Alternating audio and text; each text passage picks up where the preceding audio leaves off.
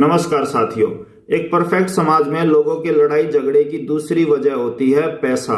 और ये जाति धर्म से भी ज्यादा खतरनाक है, क्योंकि हम खुद देखते हैं कि पैसे की वजह से कैसे सेम जाति धर्म के दो सगे भाई आपस में लड़ते हैं। यहाँ तक कि नेता भी देश में जाति धर्म की राजनीति ज्यादा इसीलिए करा रहे हैं ताकि सत्ता में आकर खूब पैसे कमा सके। अब हमारी एसोसिएशन में कभी ऐसा ना हो, इसके लिए हमने एक रूल बनाया है।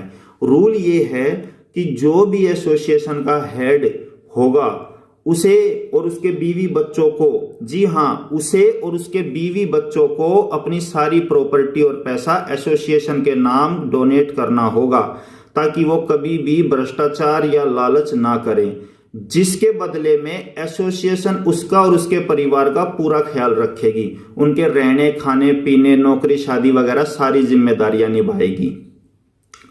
अब यहां पर ध्यान से सुनिएगा। पहली बात कि यहां पर केवल एसोसिएशन को चलाने वाले टॉप के लोगों को प्रॉपर्टी डोनेट करनी है, मेंबरों को या लोगों को नहीं जो हमसे जुड़ेंगे।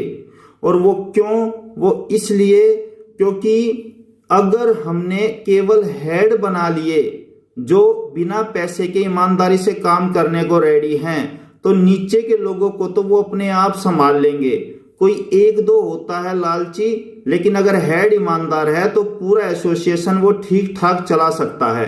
देश का ज्यादा बुरा हाल इसीलिए है क्योंकि जो ऊपर के नेता चुने जाते हैं ना, वो जनता की भलाई से पहले अपनी भलाई और पैसे कमाने की सोचते हैं। वरना जनता की इतनी हैसियत नहीं है कि वो अकेले इस देश का भ्रष्टाचार कर सके।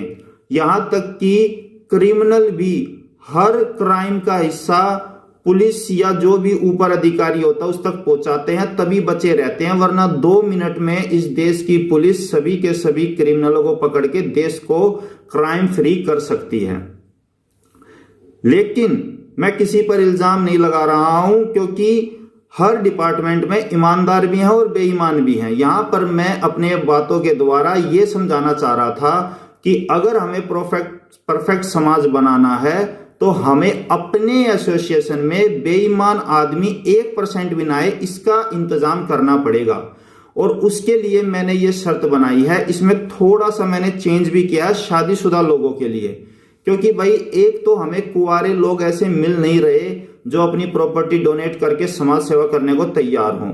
और दूसरा, मान लो कोई आदमी अपनी प्रॉपर्टी डोनेट करने को तैयार है, उसके बीवी बच्चों ने भी कर दी, लेकिन तब क्या होगा जब एसोसिएशन उसे हटाकर कोई नया हेड बना लेगी और उसके बीवी बच्चों का ध्यान भी ना रखे? वो तो बेचारे रोड पे आ जाएंगे।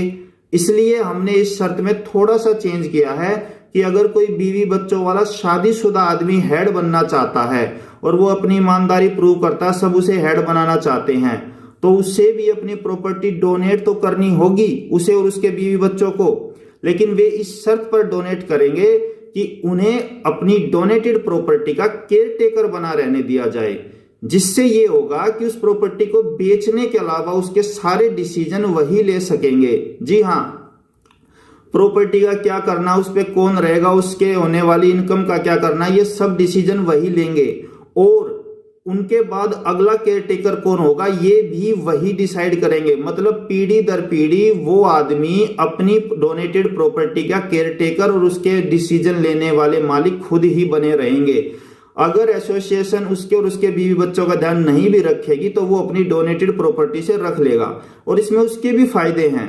पहला फायदा कि भाई बच्चे जो हैं आजकल माँ बाप की मेहनत से कमाई हुई पैसों को बर्बाद कर देते हैं। अगर डोनेटेड हो जाएगी तो वो बेच नहीं पाएंगे, उसका सिर्फ इस्तेमाल करेंगे अपने लिए।